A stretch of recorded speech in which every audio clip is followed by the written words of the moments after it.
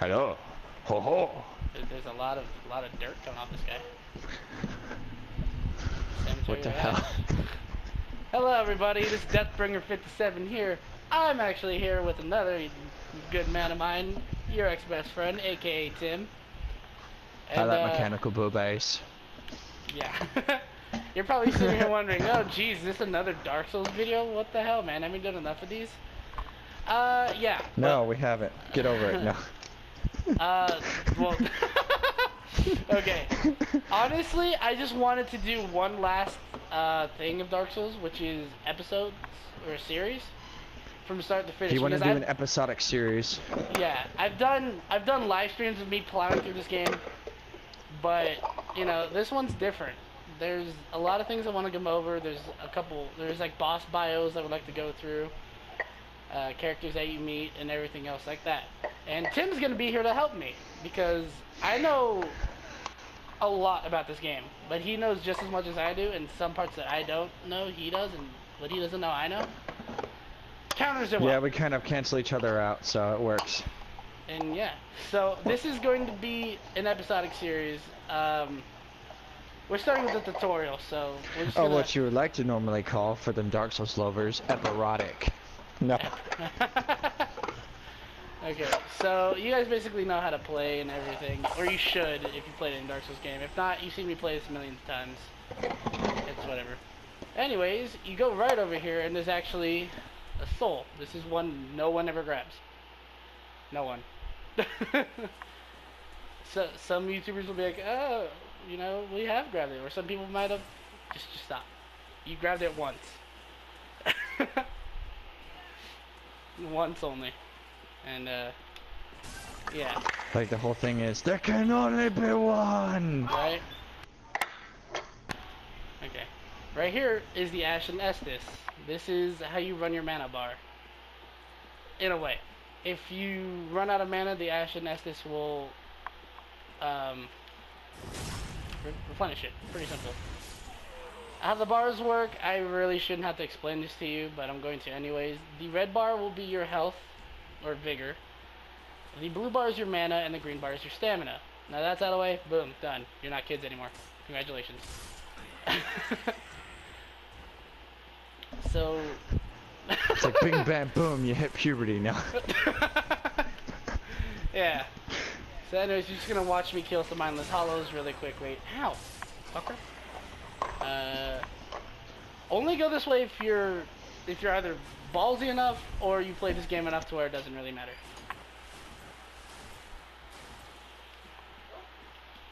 Do I even want to do this right now? Yeah, I will. This thing, which is Treyarch considered as a mini boss, is the Titanite Great Lizard. And yes, I'm not kidding, it's literally pronounced a Great Lizard. Because there are Titanite bugs and then the lizard itself, but this is a Great Lizard. I don't know why it's titled that. Blame Miyazaki. But these things never really have a lot of health. In fact, I think the most health that it will have in the game is roughly 3,000 on the highest playthrough.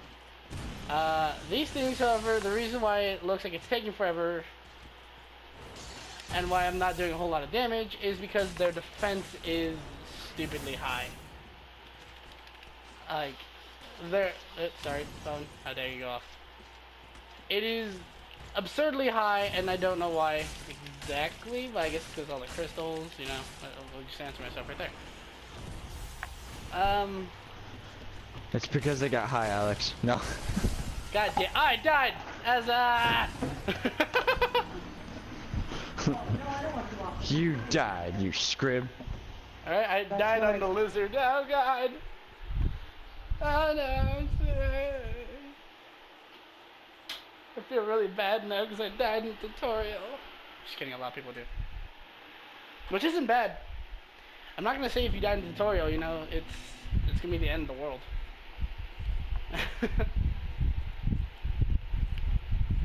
Imagine if you could summon in the tutorial, that'd be fucking hilarious. But yeah, I'm gonna go back over there and kill the thing really quickly, guys.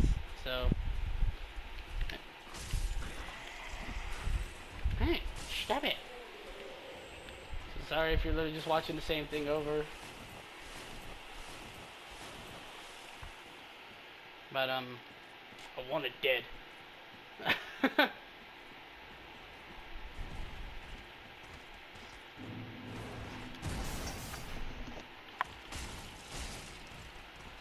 Forgot to mention, this game added one unique feature that Dark Souls 1 and 2 didn't have, but Bloodborne kind of got, I guess. Not, actually, the other thing about it, I don't think Bloodborne even did it.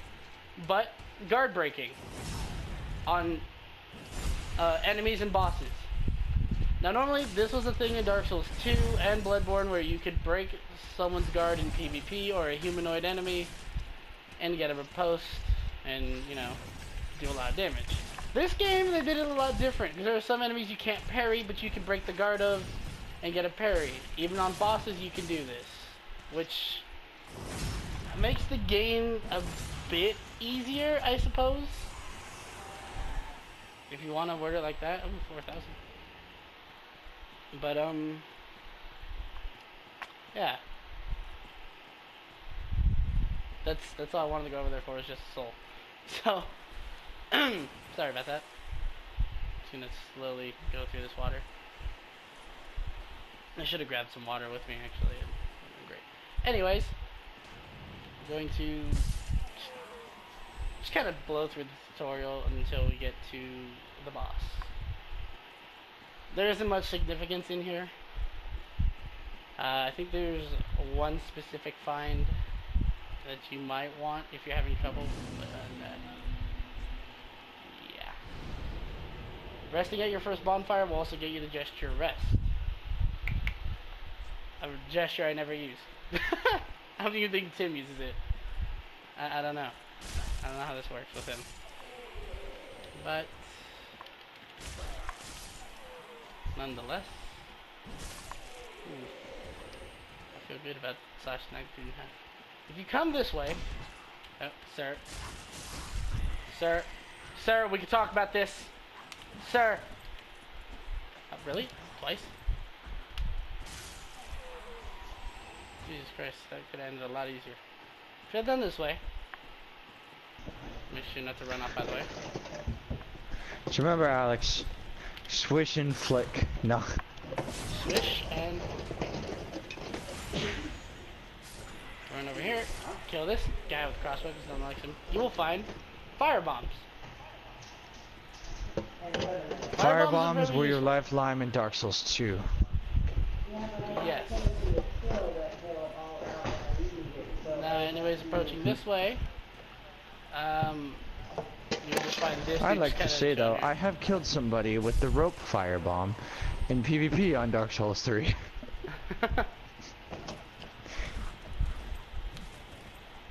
Heading this way.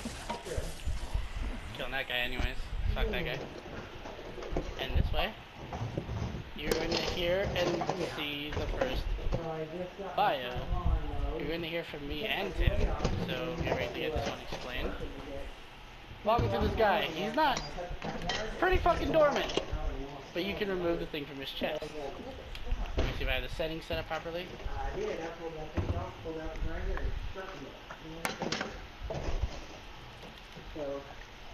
I'm sure they're probably gonna hear all the tinking noises in the background going, what the fuck is that noise?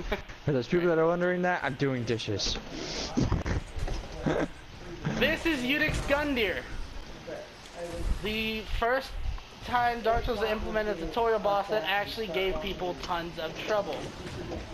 This boss, yes, can be parried, but also has a significant defense to fire, meaning those fire bombs you grabbed earlier will definitely help you. I'm not going to try and parry this boss consistently like I do all the time, like every time I play this game.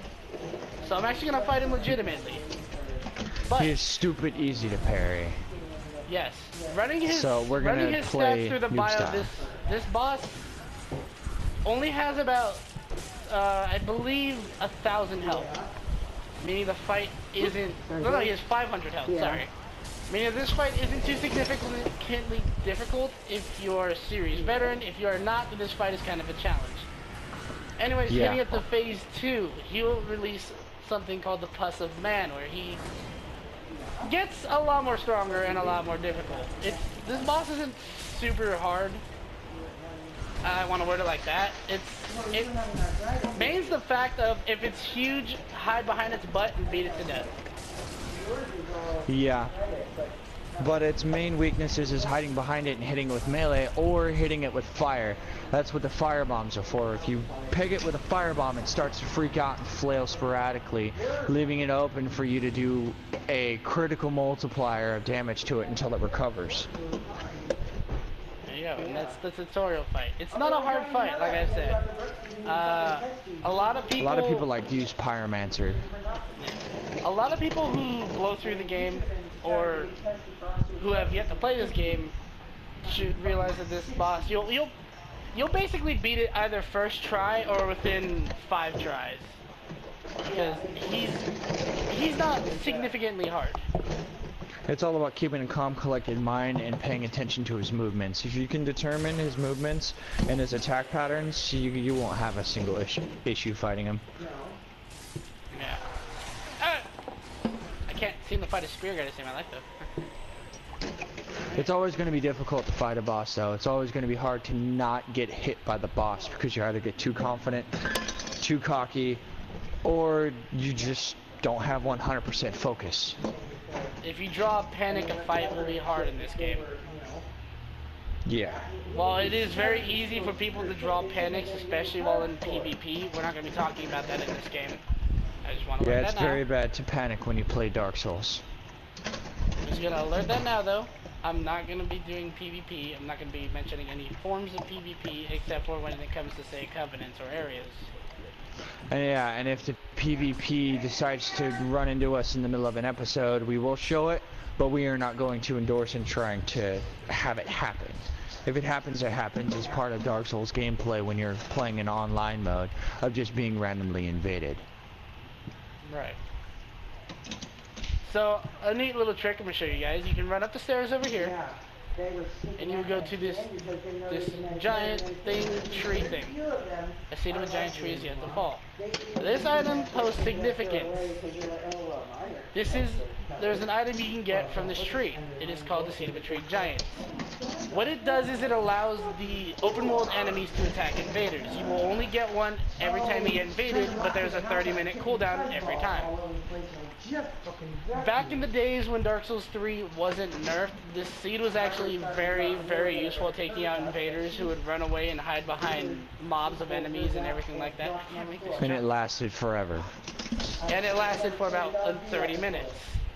However, though, if you get the game currently, it's going to be in the updated state. The seed of a giant will only last for 1 minute. So, Which really sucks. yeah, so you have to heavily rely on knowing when to time it and blah, blah, blah, blah. All that. Make sure when to time You it. learn how to strategically plan it. Yeah. So anyways, you did that jump, you come across here, you drop down, you will get a chest. The chest will open a ring known as the Covetous Silver Serpent Ring. I'm going to let Tim explain the Covetous Silver Serpent Ring, because I currently need to drink some water, so... Go ahead, Tim. Yeah. Alrighty, sorry I had my mic muted for a second. I was yelling at my sister's friend. So you said the Covetous Silver Serpent Ring, correct? Yep. Okay, so the Silver Serpent Ring, that one gives bonus souls. There will be another ring that a lot of people get confused between the two. I know it's confused me in the past. There are two types of silver rings. Well, they're not called silver. Well, I guess you could have it in that form, but they are both serpent rings. You have your silver Covetous Serpent Ring, and then you have your gold Covetous Serpent Ring. The silver one will give bonus souls. Depending on the grade of the ring is how many souls you will get. We'll go over the gold one later. Increases... Yeah, the gold one we'll go over as we go through, but it's best to mention both names just because a lot of people like to get confused by it. Alright. Significant item you guys should know, and this really shouldn't be a surprise. The Estus shards will increase yeah. the amount of Estus that you have, meaning you can go from the starting 3 or 4, depending on if you allot your Estus to just healing. You can build it all the way up to 15, which is really good in this game. The next Well, item... 15 uses. Yeah, 15 uses. That replenish every bonfire. The other Not to item... get confused with Dark Souls 2. Yeah. The other item is going to come across later of what it does to your Estus, but it just makes it a lot better. What else to do in this shrine? Alright. This lady. This lady is the Firekeeper. She's very, very useful in this game. She helps you level up. I do prefer the level up system in Dark Souls 1 rather than Demon Souls, Dark Souls 2, and 3. But nonetheless, it is very, very helpful. Each stat I won't really go over because I don't think we have enough time to do that this episode. Virtually, I'll probably put it up on screen, and if I don't, I'll reveal it in the next episode. But for now, we're just going to let it be there. So, sorry about that.